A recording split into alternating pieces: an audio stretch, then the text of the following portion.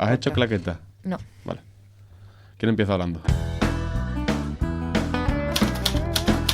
Más que trama, el podcast de los alumnos del máster de guión. Cómo ser guionista y no acabar en el fondo de una piscina. Hola, ¿qué tal? Somos Ángela... Angulo. ¿Angulo o ángulo? Angulo. Angulo. Sí. Que no angula. Vale. Somos Ángela Angulo y Guillermo Rodríguez y estamos presentando el nuevo podcast, programa de radio y de televisión, podríamos decir. Sí. Sí, De YouTube. de YouTube, de la Universidad Pontificia de Salamanca. Como ya habréis escuchado en la introducción, tiene el nombre de Más que Trama y esto es un podcast por si quieres ser guionista y no quieres acabar en el fondo de una piscina. Cristina. Ahí está. Y bueno, nosotros somos estudiantes de comunicación audiovisual. Yo estudié la carrera en Málaga y nada, estamos ahora haciendo el máster de guión de la Universidad Pontificia. Ha coincidido que los dos somos andaluces y vamos a hacer un programa de radio, un programa de YouTube, donde nos sentaremos a hablar con guionistas importantes de este país sobre sus películas, su idea sobre el sector. Hoy tendremos una entrevista con Marina Párez y David Pérez Añudo, que nos explicará un poco cómo hicieron la película Anne, ganadora de un Goya. Y bueno, también tendremos a Pedro Sangro, que nos explicará un término, como esta vez va a ser el efecto Kuleshov. El objetivo de este podcast, aparte de ser algo entretenido, que queremos pasarlo bien, ¿no? y aprender sobre cine, porque nosotros también somos estudiantes y nos queremos sentar a hablar con gente interesante, porque de hecho Marina y David han ganado un Goya. Marina también coincide que también es andaluza, ella es de Málaga, y ellos ganaron el Goya al mejor guión adaptado por la película de Anne, que la podéis ver en plataformas. Damos paso al podcast. Creo que podemos empezar con la introducción.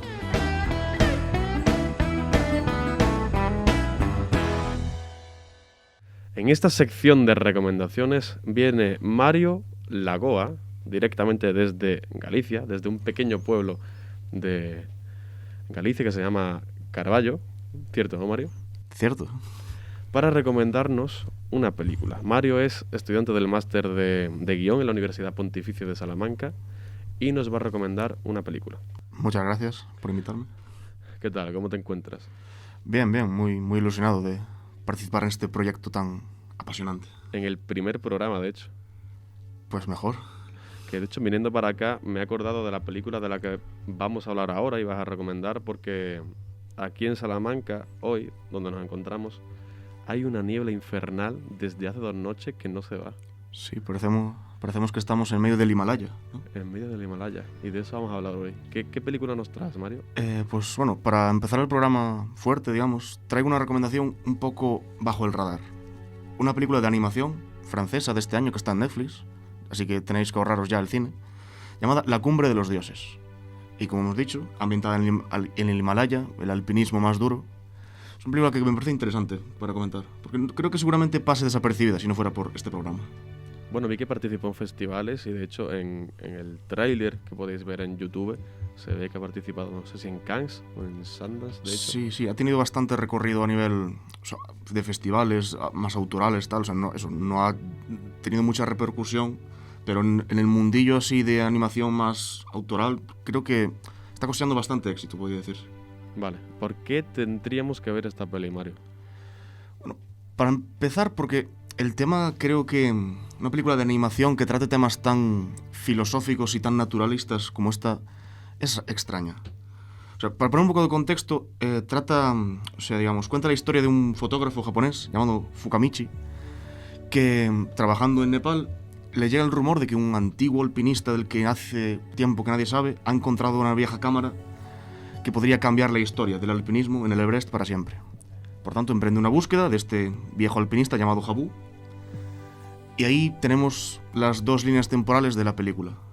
La actual, de la investigación para ver el caso que ha pasado, y la de Habu, que nos cuenta cómo esta persona ha conseguido, mediante su obsesión con las montañas y todo, desprenderse de casi toda su humanidad, olvidarse de su familia, de sus amigos y ser casi un ermitaño. O sea, me parece interesante, además, como la película tiene muy claras sus prioridades y la diferencia mucho de otras obras de este estilo. No es tan importante si estas personas consiguen sus objetivos, sino por qué hacen estas cosas. Porque una persona se va a las montañas a 9 kilómetros de altura a morir en lugar de quedarse en su casita bebiendo champán. Y me parece interesante también que la película tenga tan claro esto. Porque en una película de animación normalmente lo que tú crees que estaría mejor, digamos, diseñado serían las animaciones faciales, realismo de personajes, tal, pero en cambio esta película apuesta muy fuerte por los paisajes. Es una película muy, muy bonita de ver, que se agradecería que estuviera en algún cine de vez en cuando, en lugar de solamente en Netflix, por la distribución internacional. Unos paisajes casi fotorrealistas, con unas personas que al mismo tiempo son muy animadas. Un estilo muy cartoon mezclado con el fotorrealismo casi del Himalaya, que crea un aspecto visual que bastante atrevido. Me llama bastante la atención, diría yo. Tiene un fuerte contenido filosófico, ¿no? Por el tema de por qué se hace eso, por qué se va a 9 kilómetros de altura, como has dicho, a morir. Lo bueno que tiene esta película, aparte, o sea, el contenido filosófico, es cómo lo cuenta.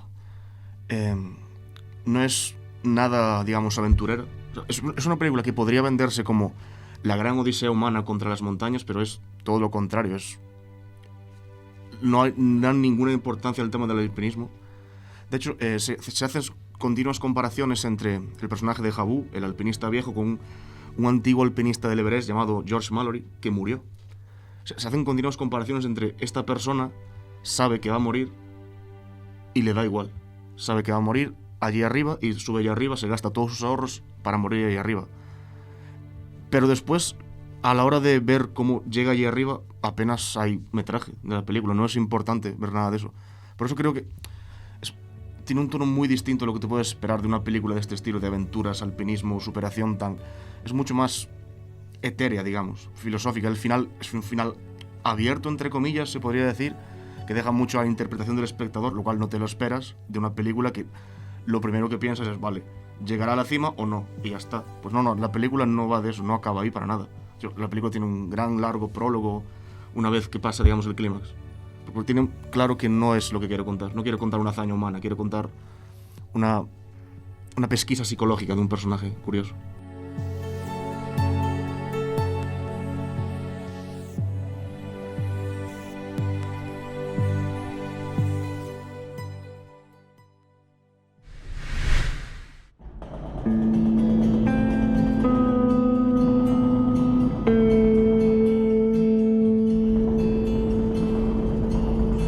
Esaten ari ginen, Ane ez dela gertu hemen. Nola ez dela gertu? Ez gaur eta ez atzo, eta joan zen astean beste 3.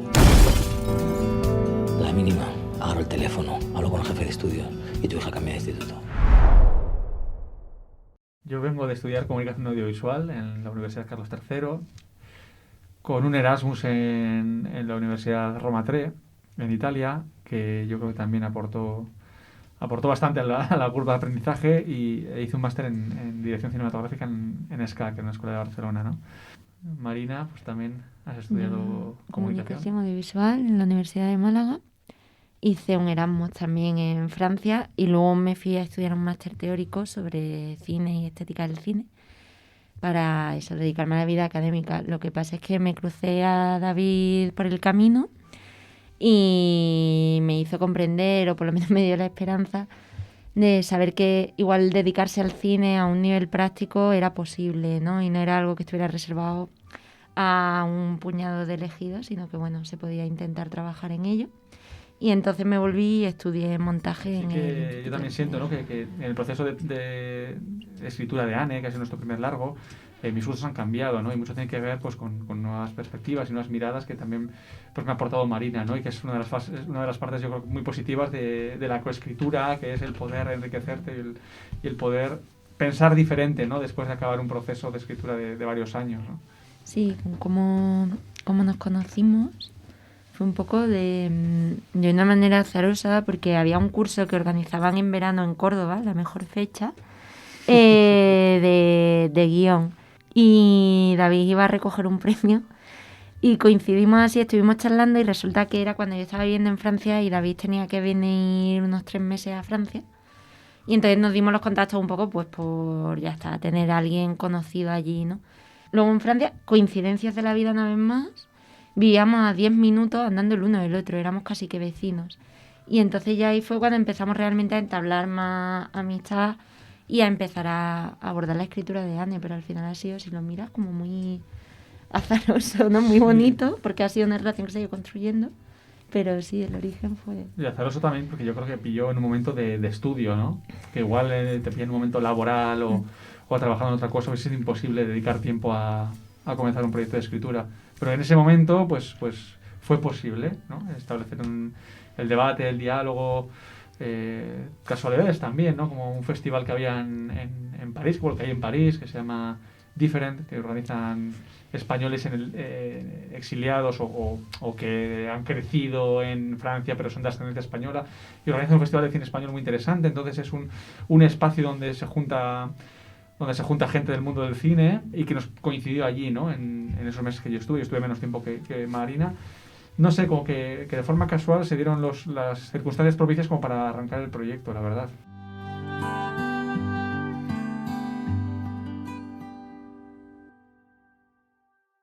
Yo quería preguntaros cómo fue ese proceso de escribir a 4 manos. ¿Cómo fue ese proceso? ¿Pasaba ahí cosas cuando alguno podía trabajar, luego el otro las revisaba o alguna vez coincidía ahí en el tiempo? Pues lo fuimos encontrando, o sea, la forma de trabajar, como fue todo de una manera, eso, muy poco profesional, en el sentido de que lo hacíamos porque queríamos, nos apetecía escribir, no porque fuera ningún encargo. Y era la primera vez que, por lo menos yo hablo por mí, tú sí que habías escrito algún guión de largo, pero episódico, era la primera vez que afrontábamos la escritura de algo tan largo, ¿no? Entonces nos teníamos que hallar. Y empezamos caminando muchísimo, pero muchísimo, barbaridades de kilómetros, y hablando de la película, un poco sin saber todavía, sin tener una trama de quiénes son los personajes, qué va a ocurrir, qué piensas tú de esto, esto sería chulo. Y luego eso lo íbamos poniendo por escrito, en una escaleta muy rudimentaria. Y eso ya sí que al principio era como un documento compartido, que lo íbamos modificando los dos a la vez. Y luego ya a la hora de escribir, como que naturalmente cada uno fue encontrando qué tipo de escenas se sentía más cómodo escribiendo. Aunque luego todo nos lo pasamos siempre y los dos metemos mano en todo, ¿no? Sí, yo creo que además hay algo que todavía estamos en un periodo de aprendizaje, ¿no? Ahora con otro guión, por supuesto, pero sobre todo Marina ha ido adquiriendo una disciplina, ¿no? De la escritura en cuanto a horarios, en cuanto a intentar darle un rigor a eso, que creo que siempre había surgido de forma más desordenada, ¿no? Que a mí me cuesta, ¿no? Por ejemplo. Y luego también vas un poco, ¿cómo es la escritura? Pues tiene fases, ¿no? Y hay momentos muy duros y hay momentos donde nos tiramos de los pelos. Son meses y meses y te frustras porque no salen las cosas y porque no hay soluciones. Pero a mí, yo pienso mucho en términos futbolísticos. Hubo un entrenador del Madrid que se llamaba Tosak, que después de perder los domingos decía: el lunes quito a los 11, el miércoles quito solo a 8, el jueves quito a 5, el viernes quito a 3 y el domingo juego con los mismos 11 cabrones, ¿no? Pues yo tengo un poco la misma sensación, que dice siempre lo positivo gana, ¿no? Y siempre repetiría, porque creo que en la discordia que hay entre dos guionistas, que es habitual y creo que siempre que es inevitable, en ese pequeño punto de coincidencia de entre dos personas que escriben de forma muy diferente es donde está lo más especial, ¿no? Y yo creo que nosotros sí que hemos encontrado eso. Creo que Anne tiene algo, si tiene algo de genuino, es esa mezcla que hay entre algo muy muy íntimo y que tiene que ver con relaciones de comunicación y de poder muy muy íntimas, y algo muy sociológico y una preocupación por la política o por lo que ocurre a un nivel más elevado, ¿no? Ya también como una andaluza se mete en un proyecto que cuenta sobre el País Vasco, y cómo fue eso. Cosas de la vida, ¿sabes? Pues realmente la idea nació de David. Si yo me llego a plantear en ese momento lo que va a suceder, me habría dado mucho miedo y seguramente no lo hubiera escrito. Pero como no lo sabía, es la ventaja, pues un poco de manera inconsciente, pues fue un poco como por lanzarnos a escribir, un poco por juego, por ir aprendiendo, y luego porque, aunque está todo el tema del País Vasco, al final esto es relación entre personajes y relación entre personas, que a mí es lo que más me gusta, lo que más me interesa ya también como espectadora, ¿no? Entonces, por un lado, por ahí podía engancharme al proyecto, y luego por otro lado, porque de una manera muy egoísta, la verdad es que era una realidad que yo no conocía, ni sigo conociendo, ¿verdad? Sería pretencioso decirlo, pero una realidad que desconocía por completo y que gracias a Anne me he podido permitir acercarme un poco más, conocerla un poco más e intentar empezar a rascar en la superficie, ¿no? de mis ideas. Y entonces eso, para mí, egoístamente hablando, ha sido un aprendizaje muy chulo y que creo que igual de haber tratado algún tema que me pillara más cercano no lo habría tenido, ¿no? A mí me ocurre lo contrario, ¿no? Anne tiene una pequeña parte andaluza, digo pequeña parte porque es poca la parte que sucede en castellano, pero ahora por casualidades de la vida también se está invirtiendo la situación y ahora estamos viéndonos en un proyecto que sucede en Andalucía, donde yo tengo que hacer ese ejercicio de aproximación a lo contextual y por lo tanto me siento más seguro en todo lo que tiene que ver con lo íntimo y con los personajes y no tanto con el territorio, ¿no? Pero es curioso que también yo creo que a veces hay oportunidades cuando sales, lo que se suele decir, ¿no? De salir de la zona de confort, ¿no? A veces hay oportunidades en el lanzarte a descubrir, ¿no? Y más cuando te exige mucho, porque te exige leer más, ver más, enterarte no partes de la misma línea de salida, pero yo creo que es una de las grandes virtudes también de los guionistas, ¿no? El conocer otros mundos, el ser de otros mundos, ¿no? Sí, además que muchas veces a lo mejor que al no estar directamente implicado con aquello que estás contando te permite tener una cierta distancia en la que identificas realmente, o bueno, eso se trata, ¿no? Creo que es más sencillo identificar los puntos generales, los puntos externos, y que si tú estás más implicado con eso, igual pierdes ese horizonte, ¿no? Entonces yo sí que creo que una mirada externa, siempre que sea honesta, trabajada, estudiada, puede aportar mucho, que igual temas que te tocan a ti más en tu yo más interno, ¿no? El tema de lo fronterizo también se ve en la película. Se mezclan lo político y lo... Sin embargo, conforme, supongo yo, que pasó el tiempo, esa parte política se ha ido perdiendo en virtud a una trama más personal y más íntima. ¿Pensáis que la película gana así? Porque yo cuando vi la película, sinceramente lo preferí, pero sí me hacía falta algún tema de alguna secuencia inicial de que me resumiera, a lo mejor, no sé, un noticiario o algo que dijeran en la radio, que diese un poco de información al principio para que el espectador, conforme avanzaba la película, entendiese qué estaba pasando. ¿Qué pensáis de...? Yo creo que pensamos que sí que gana, que es un mundo que hay suficientes pistas como para que el espectador no se pierda. Y estábamos muy preocupados por esto, pero al final la clave nos la ha dado que la película se ha visto en certámenes por todo el mundo y ha estado en el Festival de Varsovia, en La Habana, en Shanghái, y nadie se ha asustado, ¿no? Lo que sí que creo es que la parte íntima fue ganando terreno, efectivamente, y en un momento yo dudaba mucho, no sé si te acuerdas, María, que decía, joder, es que todo esto del thriller, de la política, hablo del rodaje ya, y es que es una mierda, es que teníamos que habernos ido ya a lo íntimo, tal, y creo que ese pequeño, eso que hay es lo que lo hace especial a la película. Ese contexto insinuado que no termina de convertir la película en algo político, que de alguna manera tampoco mira hacia otro lado, es lo que hace la película especial. Si no, creo que hubiese sido una peli más de intimidad, no una peli más, hubiese sido una peli interesante también, pero es que creo que en el equilibrio está Anne. Es así porque tiene esos dos mundos y esos dos universos, y es lo que la hace especial.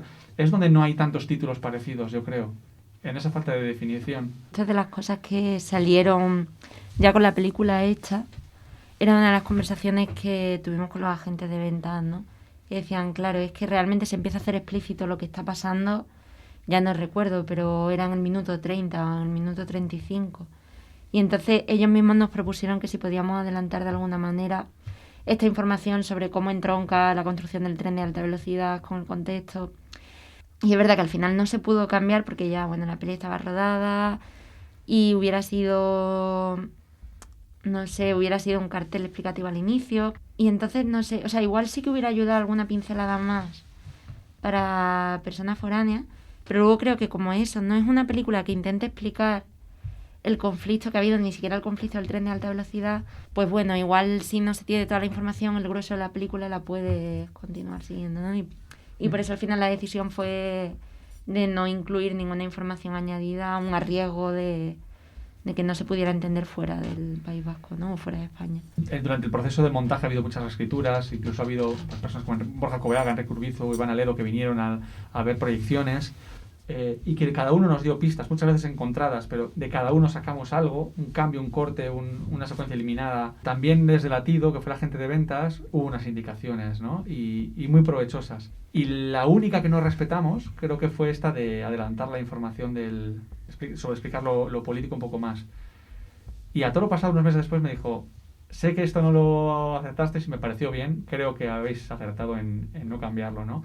Su preocupación era, evidentemente, que se entendiese fuera, pero con el paso de los meses nos dimos cuenta todos de que igual no era tan importante o se entendía lo suficiente como para que la película se siguiese, y que, por lo general, ante la duda de ser sobreexplicativo, creo que es mejor ser un poco parco, la verdad, y que complete el espectador. Los dos rótulos que comentáis sí sirven, entiendo, que desde el proceso desde el guión tengáis bastante claro en qué punto cambia la película, porque tiene una estructura en 2 actos muy, muy marcada. ¿Pensáis que la decisión de mover el segundo punto de giro a la mitad hace que la película gane? Yo entiendo que sí, porque es una estructura mucho menos convencional, pero que arriesga mucho más, ¿no? Y que hace que tenga un ritmo un poco diferente.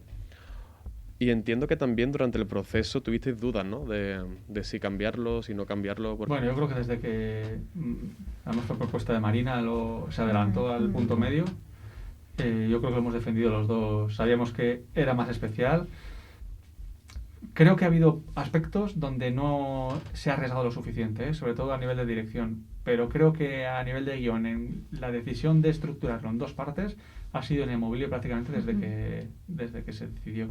Y creo que es un acierto, ¿no? Porque creo que este tipo de películas tienen que buscar un poco la diferencia, buscar eso donde que te diferencie de otros títulos, ¿no? Porque, no sé, para algo también es una película destinada más a los festivales o a un público más minoritario. Para tranquilizarnos, que justo por aquella época salió una película que se titula Loveless, que tiene una estructura también en 2 mitades, pero es casi opuesta, no quiero contar mucho por si no la habéis visto, es casi opuesta a Anne, ¿no? A mí esa película me maravilla, me fascina, y es que funciona esa estructura en 2 mitades. Entonces, claro, decíamos, vale, si a ellos les funcionan, ¿por qué es? Y esto es lo que nos hizo que nos empezáramos a cuestionar, oye, porque no es que sea un capricho que sea en 2 mitades, no es que nos haya gustado por ser los más guay, por ser los más innovadores, sino porque realmente, ¿no? Aquí hay algo y nos permite llevar el guión a otros lugares que, manteniendo una estructura más clásica, no podríamos llevar, ¿no? Que es eso, que la peli vaya sobre quién es Anne. Lo que sí que movimos mucho era lo que había en torno, ¿no? Y cómo hacer que la película no cayera a pique en la segunda mitad. O sea, era como, se va a pique, pero lo que queremos hacer es que no se vaya a pique manteniendo esto. También estaba El padre de mis hijos, de Mia Hansen-Løve, que es una peli que siempre nos interesó mucho también, con 2 mitades muy marcadas. Y bueno, que sabíamos que había títulos que nos gustaban y que funcionan, que evidentemente son arriesgados, porque cuando hay ruptura la hay para bien, pero también para mal. ¿Y si el protagonista fuera un padre en vez de una madre? ¿O lo planteaste en algún momento? Es muy difícil de responder estas cosas, ¿no? Porque yo no creo que haya, o me gustaría creer, mejor dicho, que no hay algo que nos venga marcado por género y que las relaciones pueden ser libres independientemente de más que de tu género y de tu sexo. Pero sí que creo que, pese a que esto es lo que me gustaría creer, sí que creo que la forma de mirar, la forma de estar, la forma de entender, mayoritariamente, no en todos los casos, pero sí que varía, ¿no? Y creo que una relación madre-hija, yendo a lo concreto, es distinta que la de un padre-hijo. Pero yo no sé decir por qué, o sea... Yo creo que se podría contar esa historia, sería diferente, tendría sus particularidades. Y es curioso porque siempre estábamos hablando antes, ¿no? Del trabajo que hemos hecho por tardar muchos minutos en descubrir que Lide es madre. Es decir, Lide es un personaje que no está caracterizado por ser madre como característica absoluta, ¿no? Y sin embargo, ante esta pregunta te diría que es básico, ¿no? Y que es lo que lo diferencia de que sea un hombre o... no sé. Bueno, tiene particularidades. Creo que se podría contar la historia de un hombre, pero sería algo diferente, matizable, pues implicaría otras cosas, ¿no?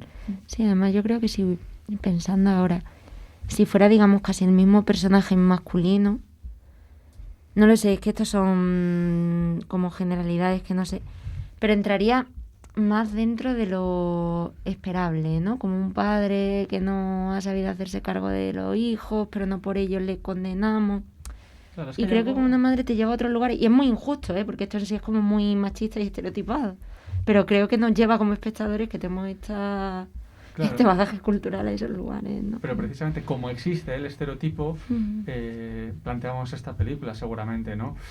A una madre se le atribuye el conocer qué hacen sus hijos, dónde están sus hijos, el control absoluto. Cuando eso no se da, señalamos a esa madre no lo está haciendo bien, y eso... Este planteamiento, claro, lo podemos intelectualizar así, describir tan fácilmente, y que nos costó mucho, ha estado pululando siempre en nuestras intenciones. Nosotros hemos escrito esto por una pulsión. No hemos hecho esto en ningún momento por... Vamos a poner una protagonista femenina, que ahora parece que están de moda. No ha surgido nunca así, no ha sido premeditado, ni en lo idiomático, ni en el protagonismo femenino. Siempre pensábamos que iba a ser una película bilingüe, mayoritariamente en euskera, pero bilingüe. La parte en castellano pues se redujo por cuestiones financieras, y siempre hemos pensado que iba a ser una mujer porque salió así, pues porque también la aportación de Marina tenía mucho más que ver con la relación madre-hija o lo que nos podía enriquecer ahí. Un ejercicio de imaginación muy rápido. Has dicho 5 películas en 10 segundos. Marina, empieza tú. Noche en la Tierra, El Señor de los Anillos, Loveless, que acabamos de hablar de ella, Corpus Christi, y... Joder, es que se me vienen tantas. Me queda una, ¿verdad? Una, o solo una. La espada mágica. Qué película de animación. Yo puedo pensar un poco. Sí. Pues, voy a decir, a ver. Tú has tenido tiempo para pensar. Venga, pues Paranoid Park de Gus Van Sant, El año del descubrimiento, Nader y Simin, una separación, Parque Jurásico y Shame de Steve McQueen. Y Anne también, ¿no? Peliculón.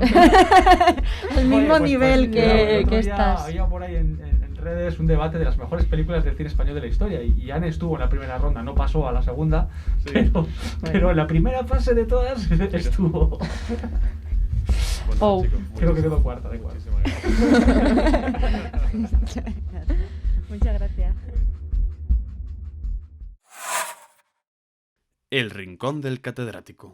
Bueno, el efecto Kuleshov o experimento Kuleshov, pues es un experimento que llevó a cabo con el autor que le dio nombre, Lev Kuleshov, uno de los grandes cineastas del periodo del cine soviético, y que demuestra algo muy importante, y es que en realidad la producción del significado en el montaje, cuando se encuentran dos planos, dos imágenes, no se produce en cada una de ellas, sino en la mente del espectador, que es capaz de generar una especie, digamos, de idea resultante de la fusión de las dos cosas que está viendo, ¿no? Siempre y cuando efectivamente tenga la experiencia previa para poder ser capaz de generar dicha idea, ¿no? Pues el típico experimento que se ve un rostro y un plato de comida, y a partir de ahí generas el hambre, por ejemplo, ¿no? Eso es extrapolable a cualquier momento en el que el montaje, digamos, tiene ese efecto productivo, pues resultante, como digo, del encuentro de dos imágenes. Y hasta aquí el programa de hoy. No olvidéis seguirnos en nuestras redes sociales para estar al tanto de todo. Podéis encontrarnos en Twitter e Instagram buscando @master_guión y en Facebook como @master_. Gracias por escucharnos. Nos vemos en el siguiente episodio de Más que trama, cómo ser guionista y no acabar en el fondo de una piscina.